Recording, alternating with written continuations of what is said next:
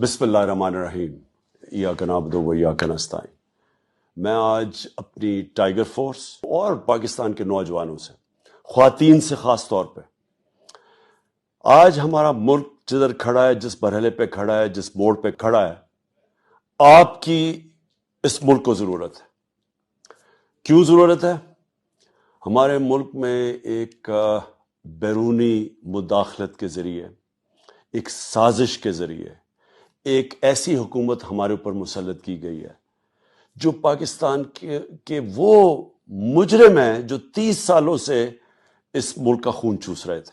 یہ جب ماضی میں بھی پاور میں تھے، 30 سال یہ دونوں خاندان پاور میں تھے، تو انہوں نے بڑی جھک جھک کے بیرون ملک کی غلامی کی تھی۔ یہ پھر اس لیے لائے گئے ہیں کیونکہ ایک باہر کا ایجنڈے کے اوپر یہ چلیں گے۔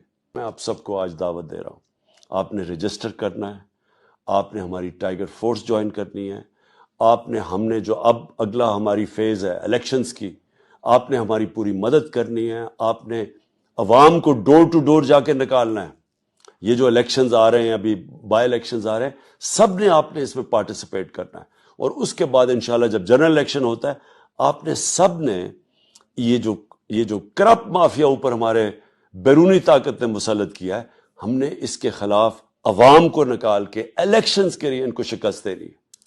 تو میں انشاءاللہ آپ سب کا منتظر ہوں۔